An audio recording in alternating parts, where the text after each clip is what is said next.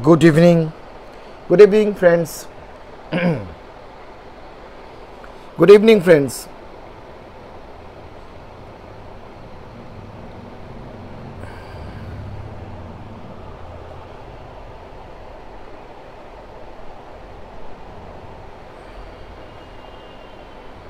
Good evening, Indrani Mojumdar.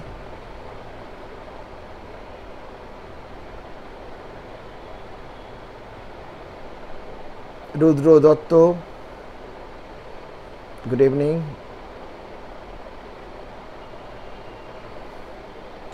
আমি এত কানারাত্রিরে এসে গুড ইভিনিং বলি না, মানে জিনিসটা কীরকম একটা লাগে। এখন গুড নাইট বলার কথা, যাই হোক উপায় নেই, গুড ইভিনিং বলেই দিই। জাস্ট 3-4 মিনিট নেবো, তারপরেই শুরু করে দেবো, কারণ সময় নষ্ট করে বেশি লাভ নেই। রঞ্জিতা পাল গুড ইভিনিং, শর্মিষ্ঠা দাস, শুভঙ্কদা গুড ইভিনিং। খুব ভালো আছি। তনু নস্কর, শুভঙ্কদা। আজ শুভঙ্কদা একটা ঘটনা বলবো।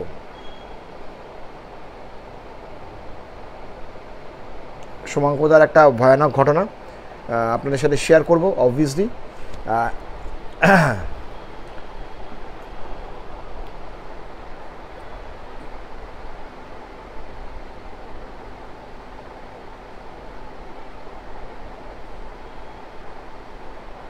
বলবো সব গল্প বলবো, কালপুরুষ বলবো, মহাপুরুষ বলবো, যত পুরুষ আছে সব বলবো, ঠিক আছে? সবার গল্প বলবো, কোনো চাপ নেই। গরম কীরকম পড়েছে? গরম কোথায় পড়লো? এখনও তো গরমই পড়েনি। 40-45 না হলে আর গরম পড়লো? তার আগে একটু আমাকে জাস্ট একটু কনফার্ম করে দিন আমার গলাটা শোনা যাচ্ছে কিনা।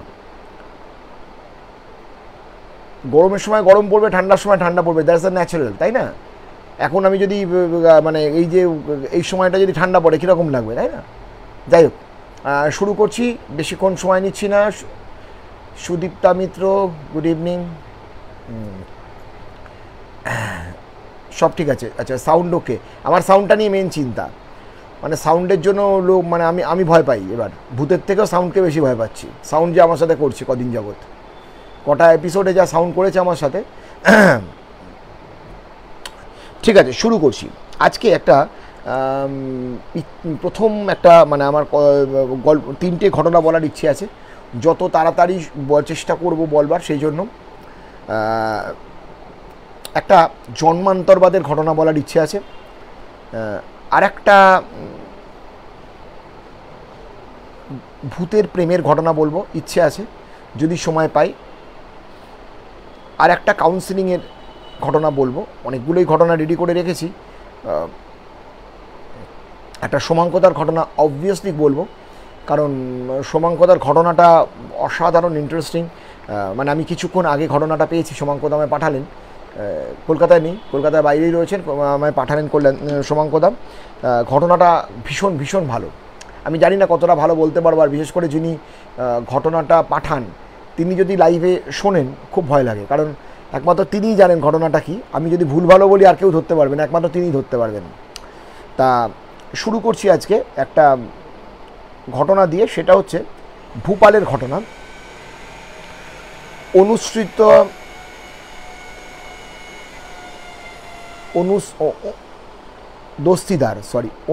দস্তিদারের ঘটনা। অনুসৃতা দস্তিদারের, হায় সম্পাদি গুড ইভিনিং। অনুসৃতা দস্তিদারের যে ঘটনাটা আপনাদের সাথে আজকে শেয়ার করছি, একটু সাউন্ড ঠিক আছে তো? আগে শুরু করার আগে জিজ্ঞেস করে নিই, সাউন্ডটা ঠিক আছে তো? কোনো প্রবলেম হবে না তো সাউন্ডে?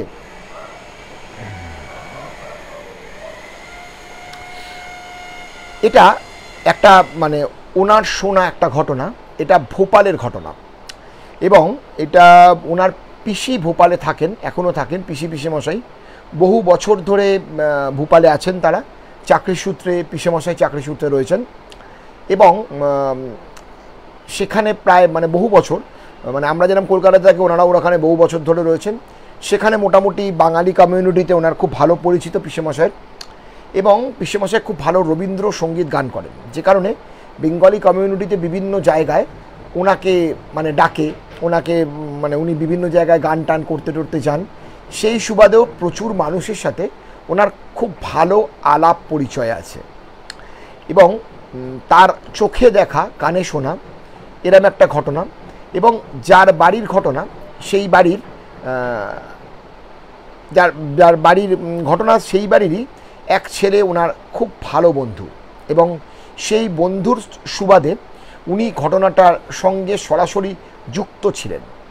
এবং এই ঘটনাটা নিয়ে আমি জানি না, আমি মানে এরকম অনেকটা ঘটনাটা নিয়ে আমি একটা সিনেমাও মনে হয় দেখেছি, আমার মনে পড়ছে না সিনেমাটার নাম, মনে হয় সিনেমাটা দেখেছি, আমি জানি না সেটা ভূপালের ঘটনাটা ছিল কি না।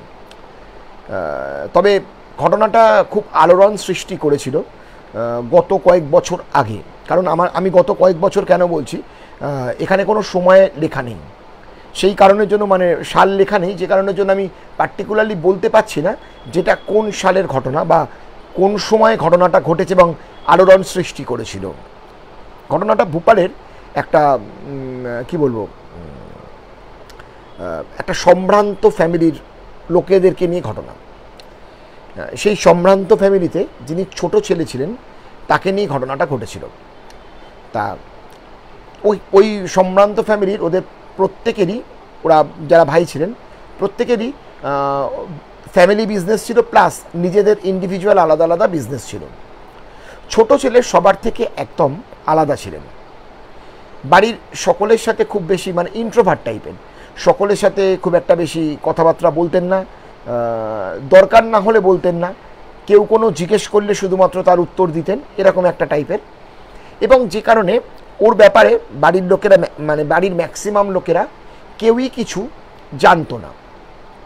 তা যাই হোক, সেই হিসেবে উনি মানে বাড়ির প্রত্যেকের থেকে একটু আইসোলেটেড ছিলেন, এবং ছোট ছেলে তখন বিয়ে থাওয়াও ওর হয়নি, জাস্ট ব্যবসাপত্র করছে, ফ্যামিলি বিজনেসে খুব একটা বসতো না, যেহেতু দাদারা বসতেন, কারণ সেখানেও তো একটা মানে কি বলবো কমিউনিকেশান লাগে, সেই কমিউনিকেশান করতে উনি খুব একটা ইন্টারেস্টেড নন, সেই কারণের জন্য উনি এই ব্যাপারটার মধ্যে খুব একটা মানে বিজনেস ছেড়ে বাড়িতে খুব একটা কথাবার্তা বলতেন না, এবং ওর ব্যাপারে যে কোনো কারণে কেউ জানতো না। একটা বৃষ্টির রাত, ছেলে বাড়ি ফিরছে না, এবং ছেলে বাড়ি ফিরছে না জন্য সবাইকে জিজ্ঞেস করে কেউ কাউকে কিছু বলে গেছে কিনা, কারণ এত রাতে ছেলে বাড়ি ফেরে না, ছেলে অনেক রাতেই তাড়াতাড়ি বাড়ি ফেরে, বরঞ্চ বাড়ির অন্যান্য সদস্যরা দেরি করে বাড়িতে আসে, আর সেই ছেলে খুব তাড়াতাড়ি বাড়িতে আসে। ধরে নেওয়া যাক ছেলেটির নাম রাহুল। তা যখন আসে ছেলেটি মানে খুব তাড়াতাড়ি বাড়িতে, কেন আসছে না, এবং প্রচণ্ড বৃষ্টি হচ্ছে, অলমোস্ট বাড়ির সমস্ত সদস্যরা চলে এসছে, এবং এই ব্যাপারটা যখন ঘটে যায় তখন সকলের খুব চিন্তা হতে শুরু করলো যে ও কোনোদিন এত রাত করে না, এবং যদি রাত হবে এরকম হয় তাহলে ও সবাইকে অ্যাটলিস্ট জানিয়ে দেয়। এরম একটা ব্যাপার যখন সেই রাতে ছেলে বাড়ি ফিরল না, বাড়ির অনেকেই, ন্যাচারালি বাবা মা তো হবেই, বাড়ির অনেকেই ছেলের জন্য সারা রাত ঠায় বসে রইল, কারণ এরম ঘটনা কোনোদিন ঘটেনি সেই কারণের জন্য। তা যাই হোক, তো পরের দিন সকালবেলা তড়িঘড়ি করে বাড়ির লোকেরা ব্যাপারটা এদিক ওদিক খোঁজ খবর করলো, অত রাতে বৃষ্টিতে, কারণ সকালেও প্রচণ্ড বৃষ্টি চলছিল, তড়িঘড়ি করে চারিদিকে খবরাখবর দেখে টেকে ছেলেটির বিজনেস সব কিছু করার পর, মানে ব্যবসার জায়গা সমস্ত কিছু ঘুরে ফুরে সব কিছু করার পর ছেলেটিকে আদৌ পাওয়া গেল না। লাস্টে বাধ্য হয়ে তারা পুলিশে খবর দিল, এবং পুলিশে খবর দেওয়ার কয়েক ঘন্টার মধ্যেই ছেলের খোঁজ পাওয়া গেল, এবং বাট ছেলের যে খোঁজ পাওয়া গেল, ছেলেটিকে পাওয়া গেল মৃত অবস্থায়, কোনো একটা ড্যামের পাশে ছেলেটিকে পাওয়া গেল, এবং খুব খারাপভাবে ছেলেটিকে মারা হয়েছে, এবং বলতে গেলে বডিটার মুখটা চেনা যাচ্ছে না, মানে মুখটাকে পুরো থিতলে দেওয়া হয়েছে, এরকম একটা ব্যাপার। বাড়ির সকলে কান্নায় ভেঙে পড়েছে। কি কারণে হওয়ায় তদন্ত পুলিশ যখন শুরু করলো, আসল কেউ কোনো কারণটা বলতে পারলো না, কারণ ছেলেটি খুব ইন্ট্রোভার্ট ছিল, আগেই আমি বললাম। ছেলেটির সাথে কারুর সেই লেভেলে কথা হতো না, একজনেরই কথা হতো, বা ওর একমাত্র ছোটো বোনের সাথে, যার থ্রু দিয়েই ও কথা কারুর সাথে জানতো, বাড়ির কথা জানতো, বা ওর কথা বাড়ির লোকেরা জানতো। ছোট বোনকেও পুলিশ জিজ্ঞাসাবাদ করলো, কিন্তু গত দুদিনে ছোট বোনের সাথে এমন কিছু গুরুত্বপূর্ণ কথা হয়নি যেটা পুলিশের খুব একটা ইম্পর্ট্যান্ট ব্যাপার হবে। পাড়ার বন্ধুবান্ধব তারাও ওর সম্বন্ধে খুব একটা জানে না, কারণ বেশি কথা বলে না। বাকি লোকেদের সাথে সমস্ত কিছু আলোচনা হলো, ব্যবসা করতো যাদের সাথে, মানে ব্যবসা যেখানে ছিল সেখানে আলোচনা হলো, সেখানেও কোনো খবর পাওয়া গেল না খুব একটা, কারণ তার কর্মচারীরা, কারণ উনি যে প্রপাইটার কোম্পানির কর্মচারীরা, তারাও খুব একটা বলতে পারলো না ওর সম্বন্ধে। ব্যাপারটা যখন এই পর্যায়ে, তখন পুলিশ প্রায় হাল ছেড়ে দিয়েছে। পুলিশের কাছে ব্যাপারটা এসে দাঁড়িয়েছে যে মানে খড়ের গাদায় ছুঁচ খোঁজার মতন। বিকজ কেন বলছি, তার কারণ একটা সূত্র ধরে পুলিশকে তো এগোতে হবে। পুলিশ সূত্র পেল বিভিন্নভাবে খোঁজ খবর করে টোরে যে ছেলেটা বৃষ্টির রাতে একটি গাড়ি ওই ড্যামের দিকে গিয়েছিল, বাট সেই নাম্বারটাও মানে কারুর এরকম কোনো হয়নি যে গাড়ির নাম্বারটা নিতে হবে, আর অত বৃষ্টিতে কেউ নাম্বারটা নেওয়ার মতন চিন্তাতেও ছিল না, এবং কেউ ভাবতেও পারেনি ওটার মধ্যে কোনো একটা মার্ডার বা সামথিং কিছু একটা ঘটবে। একটা গাড়ি গেছিলো, এইটুকু ইনফরমেশান পাওয়া গেছে। সেই গাড়ি একটা কালো গাড়ি ছিল, সেই গাড়িটার জন্য খোঁজ খবর করা হলো, কিন্তু কাউকে পাওয়া গেল না। আস্তে আস্তে সম্ভ্রান্ত ফ্যামিলির ছেলে হওয়া সত্ত্বেও, অনেক পলিটিক্যাল চাপ আসা সত্ত্বেও, ছেলেটিরকে যারা মার্ডার করেছে তাদের কাউকে খুঁজে পাওয়া গেল না। এবং স্বভাবতই সূত্র তো লাগবে পুলিশের কাছে, পুলিশ তো হাওয়ার মধ্যে কে মার্ডার করেছে বুঝতে পারবে না, বা পুরো হাত গুনে তো বুঝতে পারবে না। পুলিশের কাছে কিছু সূত্র, কিছু এভিডেন্স লাগে, এবং তার কারণটার জন্য আজকে এই অবস্থা এসে দাঁড়িয়েছে। ঘটনাটা চেপে গেল পুরোপুরি, ফাইলটা বন্ধ হয়ে গেল। বাবা মার কাছে কান্না নিত্যনৈমিক দিনের হয়ে গেল, কারণ ছোট ছেলেকে স্বভাবতই বাড়ির সবাই, ছোটকে সবাই সবসময় ভালোবাসে। উপায় ছিল না, কিছু করারও গেল না। হয়তো মার্ডারাররা ধরা পড়লে একটু হয়তো মানে শান্তি পেতেন তারা, তবু তো ছেলেকে পেতেন না, তবু হয়তো শান্তি একটু হলেও পেতেন। ব্যাপারটা এই অবস্থা শেষ হয়ে গেল। প্রায় বছর 10-12 পর একটি ছেলে তার বাবা মার হাত ধরে আসে ভূপালে। বাবা মার হাত ধরে ভূপালে যখন আসে, তারা এসে থাকতো কোন জায়গায় আমি ঠিক জানি না, মেনশন করেনি আমাকে, আমি বলতে সেই জন্য পারছি না। বাবা মার হাত ধরে ভূপালে এসে পৌঁছয়, এবং ভূপালে এসে পৌঁছে প্রথম ছেলেটির বাবা মা অবাক কাণ্ড। ছেলেটির বাবা মা, কারণ ছেলেটি বাবা মাকে, ছেলেটিই নিয়ে এসছে, একটা 7-8 বছরের ছেলে, 12 বছর পরের ঘটনা, 7-8 বছরের একটি ছেলে ছেলেটির বাবা মাকে ভূপালে ঘুরতে নিয়ে এসছে। আশ্চর্য ব্যাপার না, 7-8 বছরের ছেলে অন্য জায়গা থেকে ভূপালে এসছে, ভূপালে থেকে ভূপালে আসেনি, অন্য জায়গা থেকে এসছে।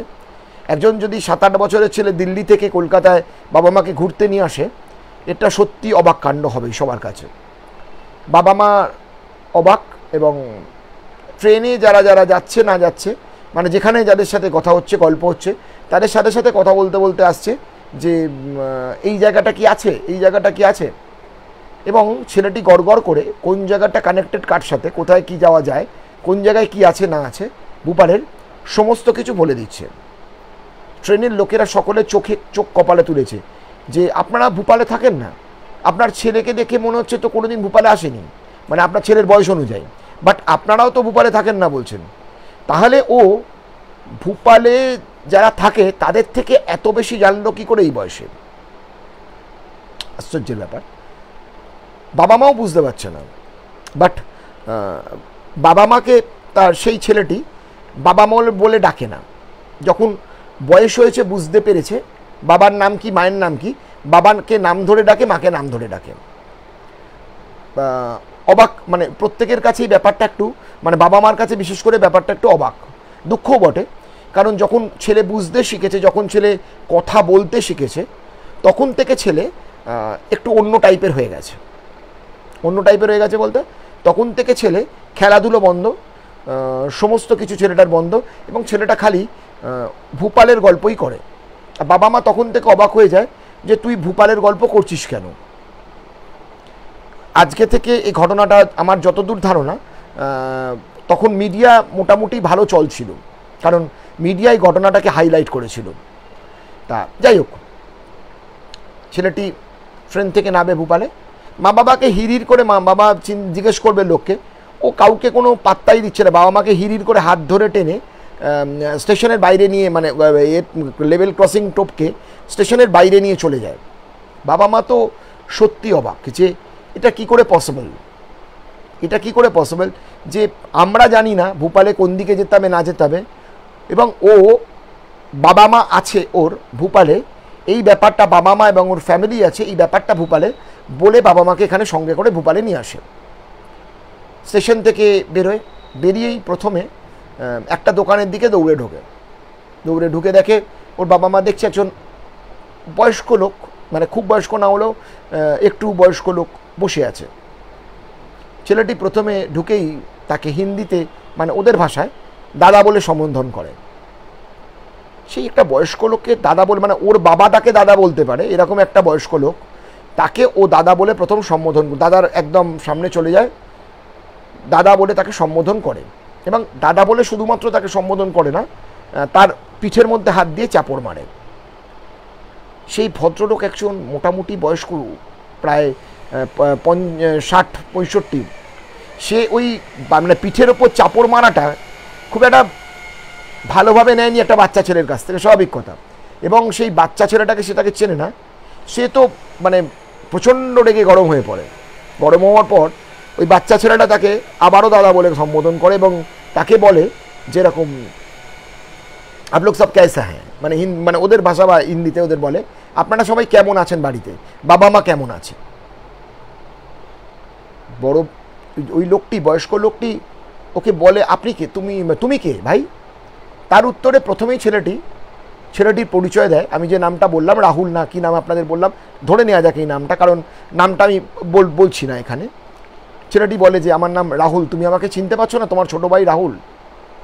এই কথাটা শোনায় ওর ওই দাদার তো চোখ পুরো ছানা ভরা, দেখে বলে যে কি বলতে চাইছো, তুমি কি বলতে চাইছো যে তুমি রাহুল মানে। তখন বলছে আমি তোমার ছোট ভাই রাহুল। ওর বাবা মা দিকে লোকটা তাকিয়ে বলে যে আপনার ছেলেকে কি বলছে, ও তো একটা ছোট বাচ্চা ছেলে, ও বলছে আমার ভাই রাহুল। তখন বলছে আমরা জানি না। তারা বাবা মা দাঁড়িয়ে বলে যে আমরা জানি না, আমরা ওর বাবা মা জন্ম দিয়েছি, বাট আমরা জানি না ও কেন ওকে রাহুল বলছে এবং কেন আমাদেরকে ভূপালে টেনে নিয়ে এসছে। ভদ্রমহিলা পুরো ঘটনাটা খুলে বলে ওই লোকটিকে যখন ঘটনাটা খুলে বলার পর লোকটি পুরো অবাক হয়ে যায় এবং লোকটিকে বলে যে রাহুলের দোকান কোথায়, রাহুল কি ব্যবসা করত, এবং সর্বশেষে লোকটাকে প্রমাণ করার জন্য যখন লোকটা ব্যাপারটাকে নিয়ে মানে খুব মানে একগুয়ে যেদি, মানে সব দোকান ফোকানের লোক তো সব ভেঙে পড়েছে, তখন ও বলে যে ও কোথায় কবে কিভাবে মারা গিয়েছিল। এই ব্যাপারগুলো বলায়, মানে ও যে বছর জন্মেছিল তার 3 না 4 বছর আগে ও মারা গেছিল, ডেটটা বলে। সবাই অবাক হয়ে যায়, অবাক হয়ে দেখে যে সত্যিই তো তাই, মানে ও ওই বছরই তো মারা গেছিল। ওকে বাধ্য হয় লোকটি তার বাড়ির দিকে নিয়ে যেতে। যখন বাড়ির দিকে নিয়ে যাচ্ছে ও তখন বলে তোমাকে আমায় নিয়ে যেতে হবে না, আমি আমার বাড়িতে নিজেই চিনি। বড় ভাই পেছনে পেছনে আসছে আর রাহুল সামনের দিকে এগোতে এগোতে বাড়ি দেখাতে দেখাতে নিয়ে যাচ্ছে।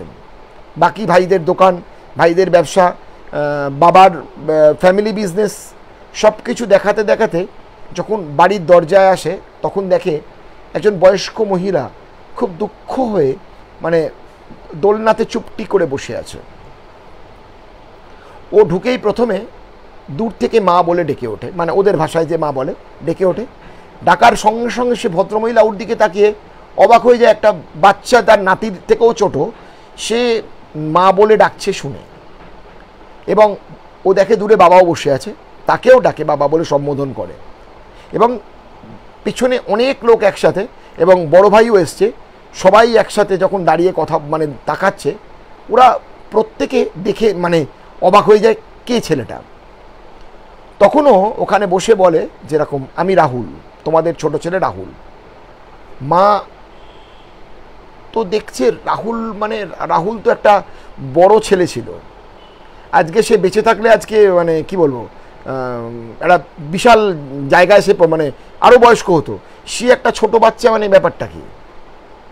ও বলে আমি রাহুল, সেটা পরিচয় দেবার জন্য ওদেরকেও বাড়ির, দোকান, ইচ অ্যান্ড এভরিথিং প্রচুর এভিডেন্স বলে, এবং ছোট বোনের খোঁজ করে।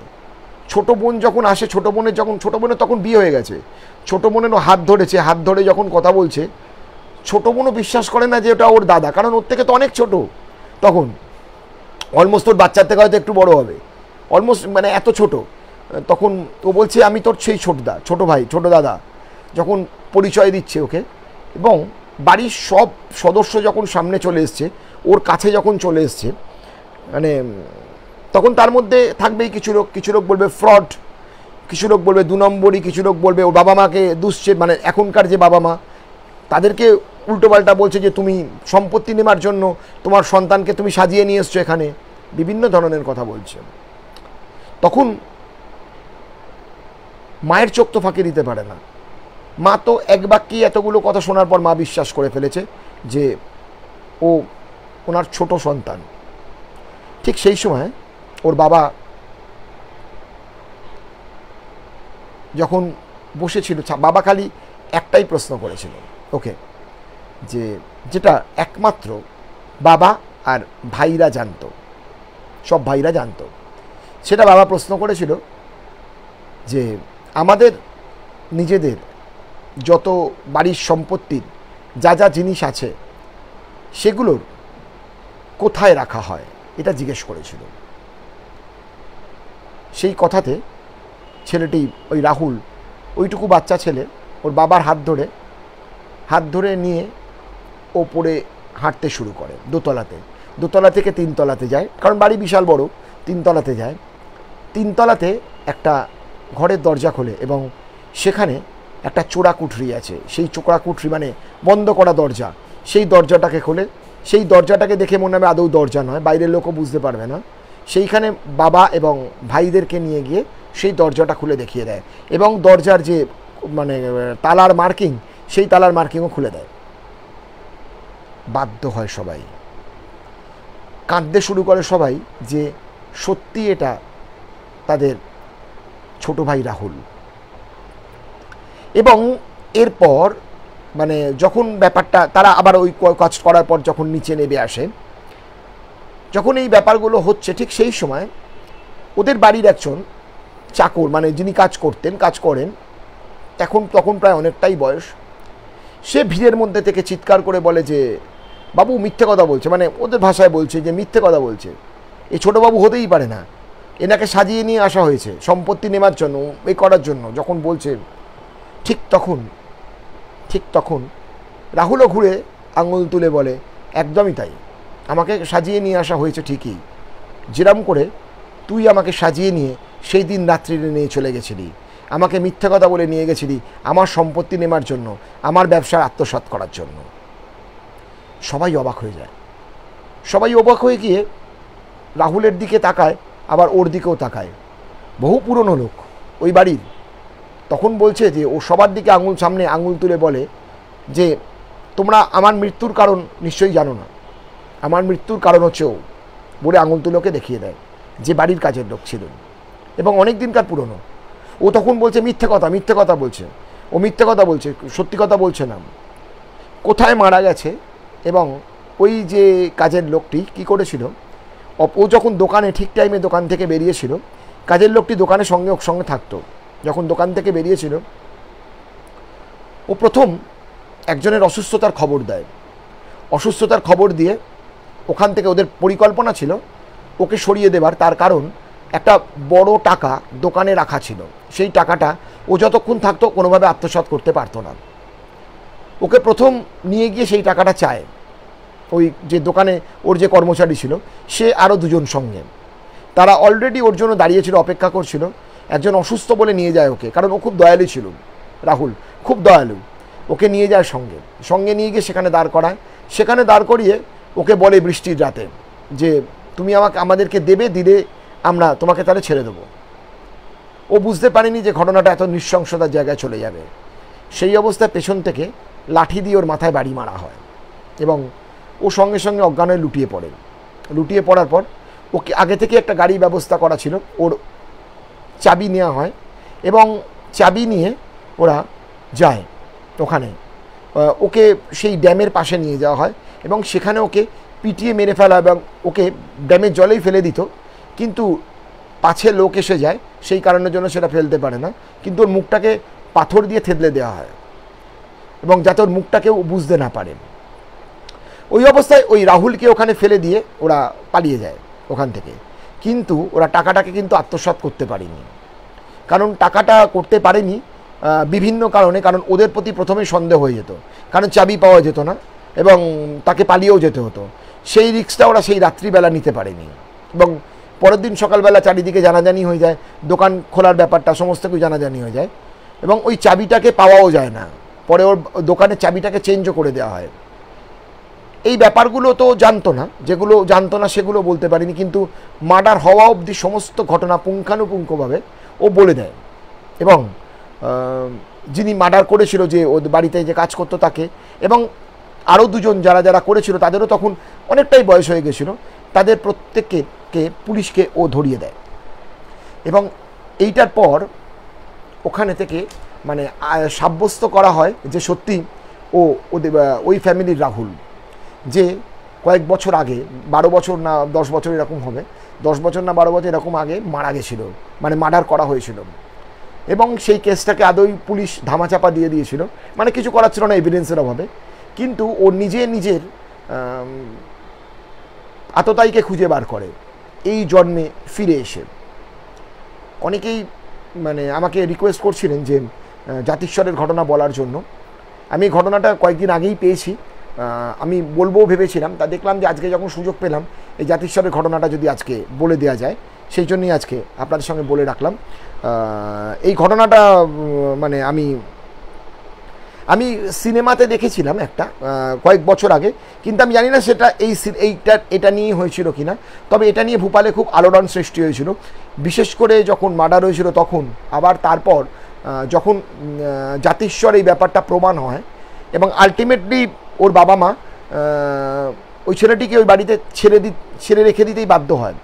কারণ যখন মানে ওরা অনুরোধ করে, কারণ অধিকার তো নিতে পারে না, কারণ এই জন্মে তো হতেই পারে রাহুল সেটা আগের জন্মে ওদের, কিন্তু এই জন্মে তো অধিকারটা নিতে পারে না, কিন্তু ওদের সাথে মানে ওনারা রিকোয়েস্ট করেন এবং এই রিকোয়েস্টের পর ভদ্রলোক ভদ্রমহিলাও দেখুন ভালো বলে তারাও রাজি হয় তাদের ছেলের জন্য, কারণ ছেলে তাদেরকে বাবা মা হিসেবে তো মানতো না, আর তার থেকেও বড় কথা ছেলে যাতে ভালো থাকে এই চিন্তা করে তখন মেনে নেয়। এবং তাই কথা হয় যে ছেলের বাবা মা ছেলেকে যতবার ইচ্ছে দেখতে আসতে পারবে এবং যদি সে মনে করে ছেলেকে যখন তখন নিয়ে চলে যেতে পারবে।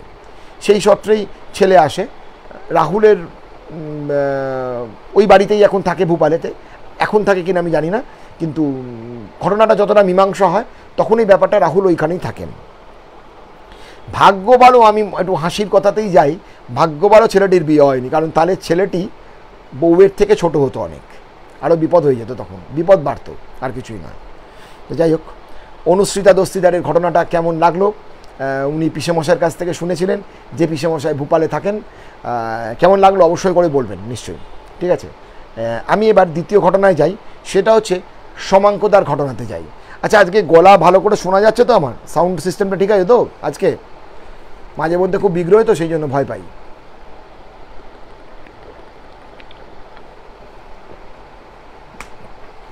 একটু প্লিজ জানাবেন সাউন্ড সিস্টেমটা ঠিকঠাক আছে কি না। আচ্ছা, এবার সমাঙ্কদার একটা ঘটনাতে আসি। সমাঙ্কদার বিজনেস ট্যুর তো সবসময় বিভিন্ন জায়গায় ঘোরে, কখনো কলকাতা, কখনো দিল্লি, কখনো হিমাচল প্রদেশ, কখনো রাজস্থান, এরম ব্যাপার। তা গত 1-1.5 সপ্তাহ আগেকার ঘটনা হবে, সমাঙ্কদা লাইভে যদিও রয়েছে, 1-1.5 সপ্তাহ আগেকার ঘটনা হবে। সমাঙ্কদার অফিস ট্যুরে দিল্লি গিয়েছিল এবং দিল্লিতে খুব বড় হোটেলেই কোম্পানি রাখতো, কিন্তু হোটেলে প্রচুর বোর্ডার থাকার জন্য এবারে সমাঙ্কদা ওই হোটেলে থাকতে পারেনি।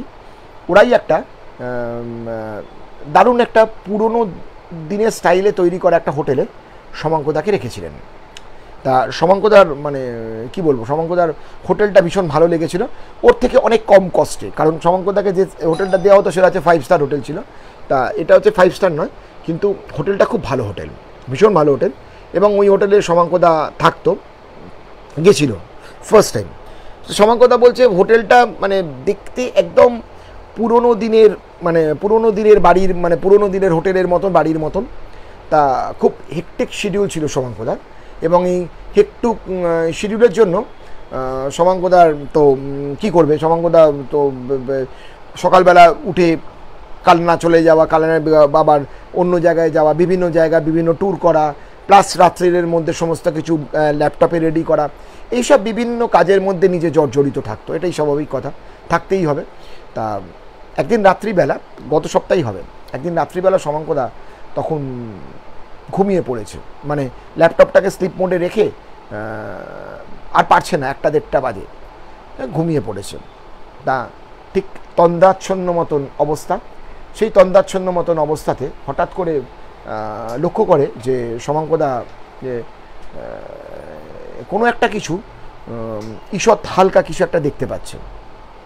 তা হালকা কিছু দেখতে পাচ্ছে মানে স্বপ্নে কিছু একটা ফিল করছে বা কিছু একটা দেখছে।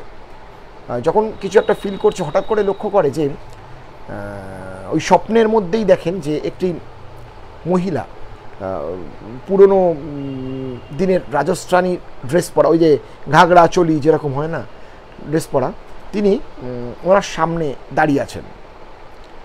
ওনার মনে হলো যে উনি স্বপ্নই দেখছেন, তবুও মানে দেখে মানে মানে যেন অনেক সময় হয় না, যেন স্বপ্নটা পটাশ করে ভাঙার পর যেন মনে হয় সত্যি দেখতে পাচ্ছি, এরকম একটা ব্যাপার। ওই তন্দ্রাচ্ছন্নর ব্যাপারটা, মানে এদিকে একটু ওদিকে একটু, মানে দু বলয়ে দাঁড়িয়ে থাকা, এরকম একটা ব্যাপার। সেই অবস্থায় শমাঙ্কদা লক্ষ্য করে যে হঠাৎ করে যে এরকম ওই এক ভদ্রমহিলা দাঁড়িয়ে আছে, এবং ভদ্রমহিলা হাত জোর করে দাঁড়িয়ে আছে শমাঙ্কদার সামনে। তা শমাঙ্কদা ওই স্বপ্নের মধ্যেই মানে মানে দেখে অবাক হয়ে যায় যে কেনই বা হাত জোর করে দাঁড়িয়ে আছে। তখন ওই ভদ্রমহিলা শমাঙ্কদাকে বলে যেরকম, 1 মিনিট, হ্যাঁ, শমাঙ্কদাকে বলে যেরকম, আমার নাম হলো রাধা, আমি কিসমার ভিলেজে থাকতাম, যেটা হচ্ছে থর মরুভূমির আশেপাশে। আমার মৃত্যু হয়ে গেছে অলরেডি, আমার হয়েছে হার্টের প্রবলেমের জন্য, আমার হার্টের স্ট্রাকচারাল ডিফেক্ট আছে, এবং এবং আমার সেই কারণের জন্য আমি এক্সিস্ট করতে পারিনি, আমি মারা গেছি। এবং মানে এটা ওদের ভাষায়, মানে হিন্দিতে শমাঙ্কদাকে বলে। শমাঙ্কদা পুরো ব্যাপারটা, এবং তখন বলে যে শমাঙ্কদা ওর মধ্যেই মানে মুখ দিয়েই নিজে বলতে শুরু করে যেরকম, মানে আমাকে ঘটনাটা মানে আমাকে বলছো কেন, মানে এই ব্যাপারটা বলা মানে বুঝতেই পারছেন তন্দ্রাচ্ছন্নটা কেটে যাওয়া। তখন মানুষ যখন বলছে আমাকে ব্যাপার, তখন বলছে যে এরকম, আমার ছেলের ওই গ্রামে থাকে, আমার ছেলের হার্টে ফুটো আছে, আমার ছেলে ভালো করে খেলতে পারে না, দৌড়তে পারে না কারোর সাথে, এই বয়সে আমার ছেলে খুব ছোট, একটু দৌড়লে আমার ছেলের শরীর নীল হয়ে যায়, কারণ ন্যাচারালি অক্সিজেন সাপ্লাই কমে যাবে, দৌড়লে তখন মানুষ তো হাঁপায়, অক্সিজেন সাপ্লাই যদি কমে যায় তখন কী করবে, এবং অক্সিজেন সাপ্লাই কমে গেলে নীল হয়ে যাবে বডি। আমার পক্ষে তো মানে আমার ছেলেকে যদি তুমি একটু বাঁচাও, তোমাদের মতন যদি সহদেব লোক পাই, যদি বাঁচাও তাহলে খুব ভালো হয়। শমাঙ্কদা মানে ওই তন্দ্রাচ্ছন্ন ঘোর কেটে যাওয়ার পরও দেখে ভদ্রমহিলা কিন্তু দাঁড়িয়ে আছেন। শমাঙ্কদাকে যতটুকু বলতে পেরেছে যে এই গ্রাম, যেটা বললাম কিসমার গ্রাম, সেই গ্রামের মধ্যে ছেলের মানে ফ্যামিলির নামেই এই বয়সী ছেলে, এই ব্যাপারগুলো বলার পর শমাঙ্কদা শুনে নেন। শমাঙ্কদা শুনে নেওয়ার পর যখন শমাঙ্কদা এবার যখন তন্দ্রাচ্ছন্ন কেটে জেগে ওঠে, দেখে সেই ভদ্রমহিলা আস্তে আস্তে চলে যাচ্ছে, এবং আস্তে আস্তে যেন হাওয়ায় যেন মিলিয়ে গেল। শমাঙ্কদা আমাকে বললো আমার কিন্তু 1 ফোঁটা ভয় লাগেনি, আমাকে বলেছে যে আমার 1 ফোঁটা ভয় লাগেনি, তার কারণ হচ্ছে এরম ঘটনা তুমি জানো আমি আগেও ফেস করেছি। হ্যাঁ, শমাঙ্কদা এরম ধরনের প্রচুর ঘটনা ফেস করেছে, এবং নিজের ফ্যামিলিতেও, মানে নিজের ফ্যামিলির মধ্যে নিজের রিলেটিভদের মধ্যেও এরম ঘটনা ঘটেছে শমাঙ্কদার কাছে, এবং সেসব ঘটনা আমি আপনাদের সাথে অলরেডি শেয়ার করেছি। দেখুন, এগুলো হচ্ছে মিডিয়া, এইগুলোর সবার ক্ষমতা থাকে না, অনেকের কাছেই মনে হতে পারে যে এই ব্যাপারগুলো গাঁজাখুরি গল্প। আদৌ নয়, গাঁজাখুরি গল্প নয়। তার কারণ হচ্ছে সবাই সব কিছু করতে পারে না। রামপ্রসাদ ঠাকুরকে দেখতে পেয়েছিল, রামকৃষ্ণদেব ঠাকুরকে দেখতে পেয়েছিলাম। অনেকে কারুর উপলব্ধি দেখতে পায়, আমি আপনি পাই না। তার অর্থ কিন্তু রামপ্রসাদ মিথ্যে কথা বলেছে, রামকৃষ্ণদেব মিথ্যে কথা বলেছে তা নয়। আমরা দেখতে পাই না বলে তারা মিথ্যুক তা কিন্তু নয়। আমরা দেখতে পাই না, আমাদের কাছে সেই মানে আমাদের কাছে কি বলবো, সেই ব্যাপারটা আমাদের কাছে ছিল না। মানে আমাদের কাছে সেই পাওয়ারটা, ক্ষমতা, মানে সেই নক্ষত্রের যে ক্ষমতা, মানে কি বলে এটাকে, প্ল্যানেটারি কন্ডিশন আমাদেরকে, সেটা কিন্তু নেই আমাদের। এগুলো সব ডিগ্রি ব্যাপার থাকে, অ্যাস্ট্রোলজিক্যালি অনেক কিছু ব্যাপার থাকে। কেউ কেউ অদ্ভুত জিনিস দেখতে পায়, কেউ ভূতে ভয় পায়, ভূতে ভয় পাওয়া বা ভূত দেখতে পায়। ভূত দেখতে পাওয়ার জন্য রাশি হালকা লাগে না, এগুলো কিন্তু খুব ভুল ধারণা। অনেকের মানে এক্স্যাক্টলি পাওয়ার আছে যে তারা সেগুলো দেখতে পান। অনেকেরই মনে হতে পারে দূর আমি দেখতে পাই না, মিথ্যে কথা বলছে, গাঁজাখুরি গল্প শোনাচ্ছে। না, গাঁজাখুরি গল্প শোনাচ্ছে না। আপনি দেখবেন হয়তো আপনার ফ্যামিলিতে কোনো একজন মানুষ কোনো একটা জায়গায় সবসময় গেলেই ভূতে, যেমন আমাদের সাথে আমরা যখন প্রথম পিকনিক করতে গেছিলাম সত্যি ভূতের গল্পের, সেখানে অনেকে আমরা একটা পুরনো ভূতের বাড়ির সামনে ছিলাম। সেই বাড়ির গেট দিয়ে ঢোকার পর অনেকেই আমাকে বলেছে পার্সোনালি, এবং যারা যারা সামনে ছিল তারা হয়তো অনেকেই জানেন, মনেও আছে কিনা জানি না, এখানে যারা লাইভ শুনছেন তাদের মধ্যে তারা যদি গিয়ে থাকেন কসবার বাড়িটাতে, তখন বলেছিল যে এরকম ওদের আমি দেখলাম লোমগুলো খাড়া হয়ে যাচ্ছে। দ্বিতীয়বার বা তৃতীয়বার আমরা দেখেছিলাম বাড়িটার ওপরে, আমরা লক্ষ্য করেছিলাম সেই বাড়িটার যখন দুতলাতে যারা যারা গেছিলো তারা বলেছে পার্টিকুলার একটা ঘরের কথা, সেই ঘরে নাকি তারা কিছু উপলব্ধি করেছে। আমি তো উপলব্ধি করিনি, তা বলে কি ওরা গাঁজাখুরি কথা বলেছে? না, আমার সেই ক্ষমতা নেই, সেই জন্য আমি দেখতে পাইনি, আমার দেখতে পাওয়া দরকারও নেই। সবাই সব ভালো করে মনে রাখবেন, সবাই সব কিছু দেখতে পায় না, সবাই ভগবানকে দেখতে পায় না, সবাই শয়তানকে দেখতে পায় না, সবার মধ্যে ভগবান সেই ক্ষমতাটা দেয়নি। এইটার জন্য প্ল্যানেটারি কন্ডিশানগুলো থাকে।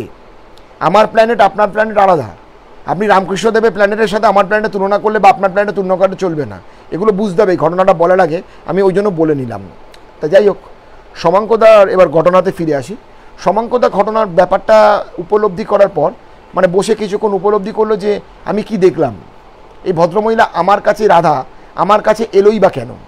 আসাদ কি খুব দরকার ছিল রাধার? আমার কাছে এলোই বা কেন? তবে লাস্ট কয়েকটা লাইন শমাঙ্কদার মনে পড়লো যে বলেছিল যে আমি এরকম সহৃদয়পন্ন লোককে খুঁজছি যে আমার ছেলেকে বাঁচাতে পারবে। আমি হয়তো ফিরলাম না, কিন্তু আমার ছেলে অ্যাটলিস্ট যাতে বেঁচে থাকে এই জগতে। ব্যাপারটা নিয়ে শমাঙ্কদা পরের দিন সকালবেলা তো অফিসের কাজ, কাস্টমার ভিজিট, বিভিন্ন কাজ, সেসবে তো শমাঙ্কদাকে বেরিয়ে যেতে হয়েছে। দুপুরবেলার দিকে শমাঙ্কদার ঘটনাটা হঠাৎ করে একটু যখন ফ্রি থাকে মানুষের, মানে হয় না, থাকে না যে ফ্রি থাকে যখন, তখন হঠাৎ করে শমাঙ্কদার ঘটনাটা মনে পড়েছে। আরে এরম তো একটা ঘটনা কালকে তো রাতে ঘটেছে। আরে তাই তো। শমাঙ্কদা তখন বহু পুরনো একজন কলিগের কথা মনে পড়ে যে জয়পুরে থাকেন। তাকে ফোন করে বলে যে এরকম তোর এখানকার খুব ভালো কোনো এনজিও চেনা আছে যারা বাচ্চাকে নিয়ে কাজ করে? তখন সে সঙ্গে সঙ্গে বলে হ্যাঁ আমার একজন এনজিও রয়েছে, তো আমার নিজের বুয়া বা কাকিমা সামথিং এরকম একটা হবে, তার এনজিও রয়েছে এবং সে বাচ্চাদের নিয়েই কাজ করে এবং খুব ভালো এনজিও তারা। তখন বলে যে এরকম, তখন উনি বলেন যে তাহলে এরম একটা ভিলেজ আছে রাজস্থানের এই জায়গায়, সেখানে এই নামের একজন আছেন, একটু প্লিজ দেখ ওনার হাটে ফুটো বাচ্চাটাকে যে করেও বাঁচাতে হবে। তখন ও বলে যে ঠিক আছে, আমি এই মুহূর্তে কথা বলে খবর নিচ্ছি এবং তোকে আমি জানাচ্ছি। তো হয়ে গেছে ব্যাপারটা। তো তার মাঝখানে 1-1.5 সপ্তাহ চলে গেছে। ঘটনাটা দোলের ঠিক আগে, তারপরে দোল গেছে, তারপরে অনেক জল ফল গড়িয়ে গেছে, অনেক কিছু। হঠাৎ করে ছেলেটির খবর পাওয়া যায়। ওই ছেলেটি আমার মানে শমাঙ্কদার বন্ধু, তার মাঝখানে শমাঙ্কদা আবার দিল্লির ওই হোটেলেই ওঠে গত সপ্তাহে। হঠাৎ শমাঙ্কদা কাজ করছে ল্যাপটপে কাজ করে, যে পেছন দিকে যে এর একটা বিরাট বড় কার্টেন ছিল, সেই কার্টেন দুটোর মাঝখানে শমাঙ্কদার মনে হলো যেন একটু ফাঁক আছে, কেউ একজন দাঁড়িয়ে শমাঙ্কদাকে দেখছে। শমাঙ্কদা লক্ষ্য করে শমাঙ্কদা একটু ওঠে, শমাঙ্কদা ওঠে, কার্টনটা ফাঁকটা যেই করতে যায়, শমাঙ্কদা দেখে ওই ভদ্রমহিলা আবার দাঁড়িয়ে আছে। শমাঙ্কদা আমাকে বললো বুকটা কিন্তু ছ্যাদ করে ওঠেনি, তবে একটু ভয় লেগেছিল। মানে ওই হয় না আচমকা কাউকে দেখলে বুকটা কীরকম হয়ে ওঠে, কে একজন দাঁড়িয়ে আছে যদি জন্য সে মৃত, বুকটা কীরকম হয়ে যায়, ওনার সেটা হয়নি, বাট ভয় পেয়েছিল, একটু হালকা ভয় পেয়েছিল। সেই মুহূর্তে শমাঙ্কদা ভদ্রমহিলাকে জিজ্ঞেস করে, মানে ভদ্রমহিলার দিকে তাকে হাত জোর করে, এবং হাত জোর করার পর জানতে পারে যে এরকম, সে ভদ্রমহিলা বলছে যে আপনাকে আমি পেয়েছিলাম, হিন্দিতেই বলছে, আপনাকে আমি পেয়েছিলাম, আপনি আমার ছেলেকে সাহায্য করবেন, এটুকু আমি বিশ্বাস রাখি। শমাঙ্কদা তার প্রত্যুত্তরে বন্ধুর কথাটা জানায় যে নিশ্চয়ই চেষ্টা করবে, এবং আমি কয়েকদিনের মধ্যেই ব্যাপারটা নিয়ে খবর পেয়ে যাব। এই চ্যাপ্টারটাও, এই ব্যাপারটা হওয়ার পর উনি আস্তে আস্তে হাওয়ায় মিলিয়ে যান। এই ব্যাপারটা তো মিটে গেল।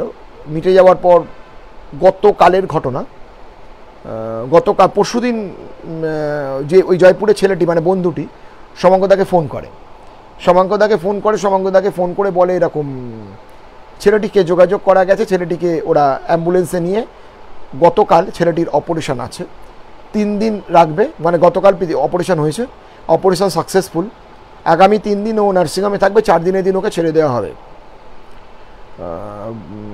শমাঙ্কদা আমাকে বললো ইন্দ্রজিৎ তোমাকে আমি ফটো পাঠাবো, ছেলেটিকে নার্সিংহোমে যখন নিয়ে যায় ফটো পাঠাবো, ওকে আমি বলেছি ফটো পাঠানোর জন্য, ছেলেটি কীরকম দেখতে না দেখতে আমি তোমাকে ফটো পাঠাবো, তুমি ফটোটা দেখো। ছেলেটিকে তারা নিয়ে নার্সিংহোমে কালকে ভর্তি করেছে, এবং ছেলেটিকে অপারেশন গতকাল হয়েছে। শমাঙ্কদার এই ব্যাপারটা আমাকে হঠাৎ আজকে সকালবেলা শমাঙ্কদা দেখলাম পিং করে আমাকে বলে আজকে না একটু স্বস্তি লাগছে, খুব ভালো লাগছে। না 3 দিন আগে আমায় রাত্রিরে ফোন করে, তোমাকে একটা ব্যাপার বলবো, তুমি আমাকে একটু ফোন করো। ওই এ কথা সে কথা 10 কথা 50 কথা ব্যস্ততার মধ্যে হয় না কথা, তাহলে ঠিক আছে ফোন তো করবোই অবশ্যই। তা আমি ফোন করতে পারিনি, শমাঙ্কদা প্রচণ্ড বিজি, ন্যাচারালি সময় দিতে সবসময় পারে না। আজকে আমাকে পিং করে সকালে, শমাঙ্কদা পিং করে আমাকে বলে যেরকম, তখন আমি শমাঙ্কদাকে বলে আর আজকে লাইভ আসবো, তো তুমি কি একটা ঘটনা বলবে বলছিলে, বলো আমাকে, আমি তাহলে বলে দেবো আজকে। তা শমাঙ্কদা তখন আমাকে বলে, এবার দুপুরবেলার পর যখন আমাকে পাঠায় ঘটনাটা, তখন লাস্ট লাইনটা বলে আজকের দুপুরের ঘটনা, আমি তোমাকে সকালে পাঠাইনি, আজকে দুপুরের ঘটনা, আমি অবাকই হয়ে যাচ্ছি।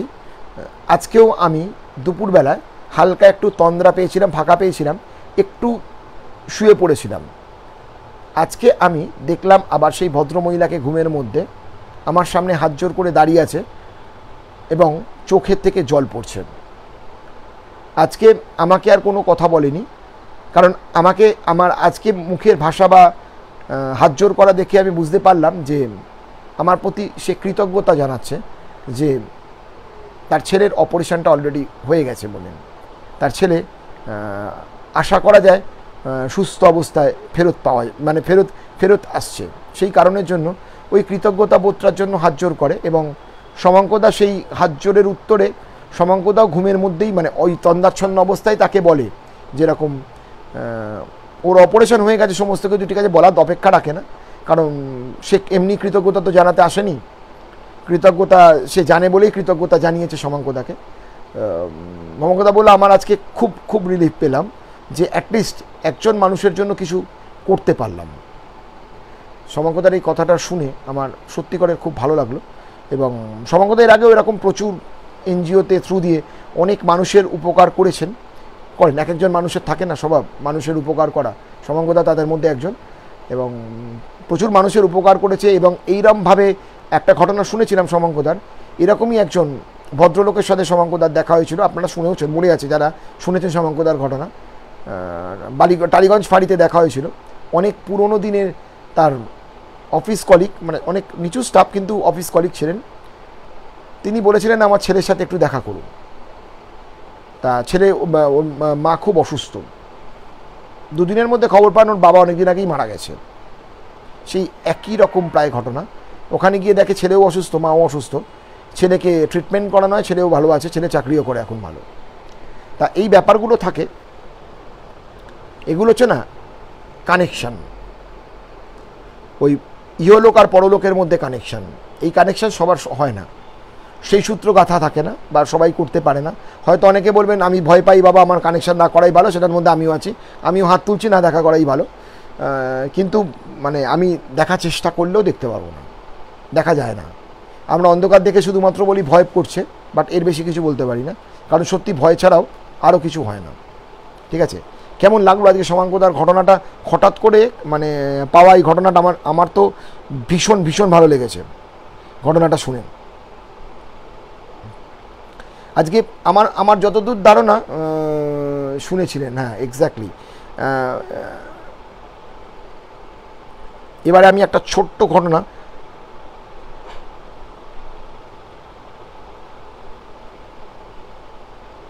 এটা ছোট নয়, এটা অনেক বড় ঘটনাটা। ঠিক আছে, আমি এই ঘটনাটা আপনাদের সাথে শেয়ার করি, বাকিটা পরের দিন শেয়ার করব। মধুরিমা ঘোষের একটা ঘটনা আপনাদের সাথে আজকে শেয়ার করছি। এটা ওনার নিজের বোনের ঘটনা। তখন সবে ক্লাস 8-এ উঠেছে, যদিও এখনকার ঘটনা নয়, ক্লাস 8-এ উঠেছে। পড়াশোনায় খুব ভালো ছিল, কিন্তু যখন ক্লাস 8-এ যে বছর উঠেছিল সে বছরের অঙ্কটাতে খুব নক্কারজনকভাবে খারাপ রেজাল্ট করে ফেলে, যে কারণে বাবা মা বাড়ির সবাই প্রত্যেকেই চিন্তিত, কারণ ক্লাস 8 উঠলো, এবং ক্লাস 8-এ উঠে যদি অঙ্ক খারাপ রেজাল্ট করে তাহলে সে তো মানে 2 বছর পর বোর্ড দিতে গেলে খুব চাপের গল্প হয়ে যাবে। তা অঙ্ক নিয়ে তো প্রত্যেকেরই অনেকেরই ভীতি থাকে, আমারও ছিল ভীতি, কম বেশি বলবো, কমটা বলবো না, বেশি ভীতি ছিল। তা অনেকের আবার থাকে না, একদম জলের মতন ব্যাপারটা হয়ে যায়। তা যাই হোক, এবার তার বাবা মা তো চিন্তা করতে শুরু করলো যে কার কাছে মানে অঙ্ক টিচার, মানে এমন একজন ভালো কাউকে দিতে হবে যে মানে ওই আমরা করি না ব্যাপারটা, যে ওই ঝিনুক দিয়ে দুধ খাইয়ে দেওয়ার মতন, ঝিনুক দিয়ে অঙ্ক গুলে খাইয়ে দেওয়ার মতন। আমার যেমন ছোটোবেলায় ইচ্ছে ছিল যে কেউ যদি আমার ঝিনুকে ওই অঙ্কটা গুলে ঢুকিয়ে দেয়, এরকম একটা ব্যাপার। তা যাই হোক, তাকে তো এইসব করার চিন্তাভাবনা করার পর তখন বাবার হলো যে ওনার বাবার সময়কার আমলের একজন টিচার, সে বেঁচে আছেন, তিনি খুব ডেপথ অফ নলেজ তো খুব ভালো ছিল, উনি অলরেডি রিটায়ার্ড। তা ওনার কাছে যদি অঙ্কটা শেখানো যায়,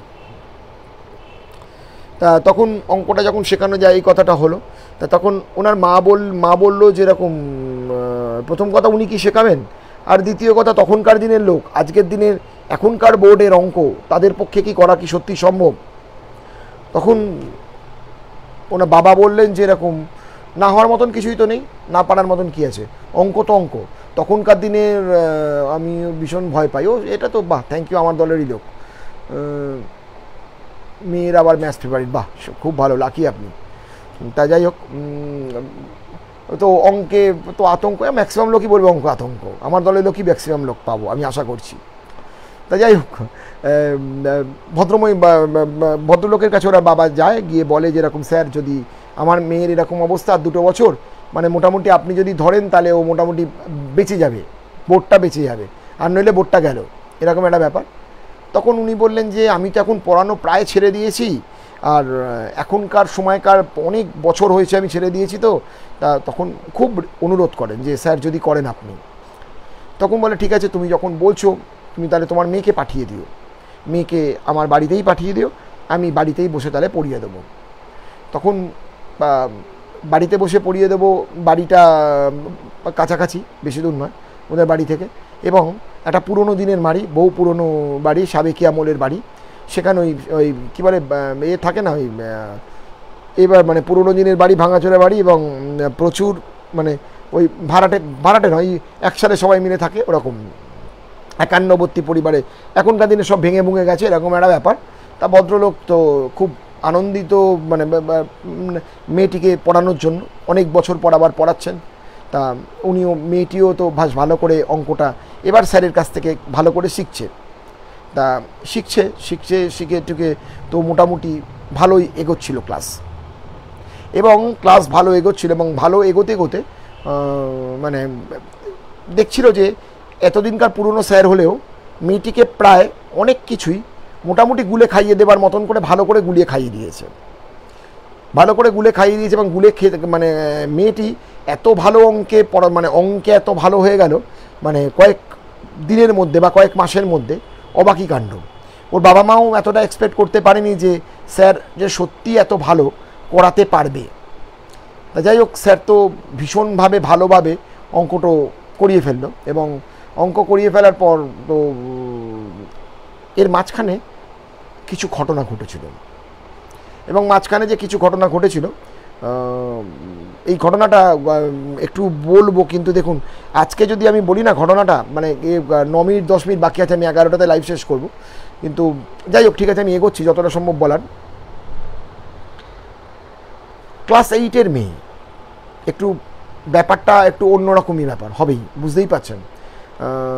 বয়ঃসন্ধির কাল, তার পড়াশুনোও যেমন থাকবে, যদি ভালো মেয়ে হয় পড়াশুনোও যেমন থাকবে, তেমনি রিলেশনশিপও গড়ে উঠবে বিভিন্ন মানুষের সঙ্গে। ঠিক ওখানেই একটি ছেলের সাথে ওই মেয়েটির, মানে ওর বোনের, মধুরিমা বোনের যোগাযোগ হয়। ছেলেটিকে দেখেই মেয়েটি প্রেমে পড়ে যায়, যেটা বলে লাভ অ্যাট ফার্স্ট সাইট। ছেলেটি ওই বাড়িতেই থাকতো। তখন মানে ওই স্যার ওকে পড়াতো, সবসময় পড়াতো, তারপরে এদিক ওদিক কাজকর্ম করতো, আর ও জানলা দিয়ে ছেলেটিকে দেখতো ওই বাড়িতেই। কিন্তু স্যারকে কোনো দিনই জিজ্ঞেস করেনি, যে ছেলেটির সম্বন্ধে জিজ্ঞেস করেনি। একদিন ওই যখন সন্ধেবেলা স্যার যখন পড়াতেন, স্যার পড়াতে বসতেন, অঙ্ক যখন করাতেন, বাবা দিয়ে চলে আসতো। আবার যখন রাত্রিবেলা হলে স্যার কী করতো, ওকে একটু এগিয়ে দিত বাড়ি অব্দি, মানে বাড়ির একটু আশেপাশে অব্দি এগিয়ে দিত, যে চলে যেত। মানে তোমাকে আর আসতে হবে না, বাবাকে বলতো তোমাকে আর আসতে হবে না, আমি তোমার মেয়েকে একটু এগিয়ে দেবো, এরম ব্যাপারটা হতো। তা এরম করেই চলছিল। কিন্তু ওই মাঝখানে মেয়েটির হয় ওই ছেলেটির সাথে ওই চোখাচুকি হয়, জানলা দিয়ে চোখাচুকি হয় স্যারের বাড়িতে পড়তে এসে, কারণ ওই বাড়িতেই ছেলেটি থাকে। এবং ছেলেটি মানে, কিন্তু ছেলেটি কোনো দিন এই সম্মানটুকু রেখেছিল, স্যারের সামনে কোনো দিন আসেনি। ওই বাড়ির মধ্যে রয়েছে কিন্তু স্যারের সামনে কোনো দিন আসেনি। আর মেয়েটিও অঙ্ক করতে করতে, বা স্যার যখন অন্য কোনো কাজ করতেন, তখন যখন ও ফাঁকা একা ঘরের মধ্যে থাকতো, ও বাইরে বেরোতো, বাইরে বেরিয়ে দেখতো ছেলেটির সাথে এই করতে করতে ছেলেটির সাথে একটা আলাপ পরিচয় তৈরি হয়ে যায়। এবং আলাপ পরিচয় শুধুমাত্র তৈরি হয় না, ছেলেটির নাম জানে, ছেলেটি কোথায় থাকে, তখন বলে ছেলেটি বলে আমি এই বাড়িতেই থাকি, আমি এই বাড়িরই ছেলে। তখন খুব ভালো, মানে এইসব পরিচয় সমস্ত কিছু ঘটে ছেলেটি।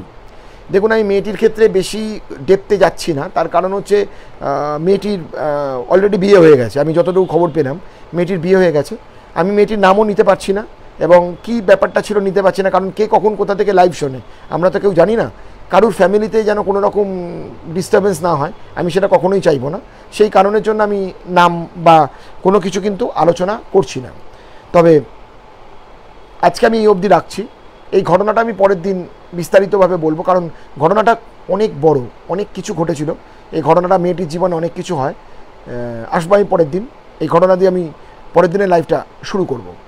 ভালো থাকবেন, সুস্থ থাকবেন। কেমন লাগলো লাইভটা অবশ্যই কমেন্ট করবেন।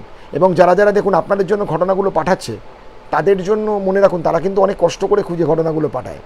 প্লিজ তাদের জন্য কিছু, এই যে সমাঙ্কদা হঠাৎ করে আমাকে পাঠালো, এই ব্যাপারগুলোর জন্য প্রত্যেককে একটু প্লিজ কমেন্ট করবেন তাদের জন্য। ভালো থাকবেন, সুস্থ থাকবেন। আমি এখন একটু পরে 11টায় লাইভ করতে যাব আমার ইউটিউব চ্যানেলে। যদি মনে হয় অবশ্যই আসতে পারেন আমার সঙ্গে, ওখানেও লাইভে থাকতে পারেন। আমার চ্যানেলটিকে সাবস্ক্রাইবও করতে পারেন যদি ভালো লাগে ঘটনা। অবশ্যই এই ঘটনাটা দিয়ে আমি পরের দিন লাইভ শুরু করব অবশ্যই। ঠিক আছে, আসছি তাহলে। গুড নাইট, আবার পরের সপ্তাহে দেখা হবে। নমস্কার।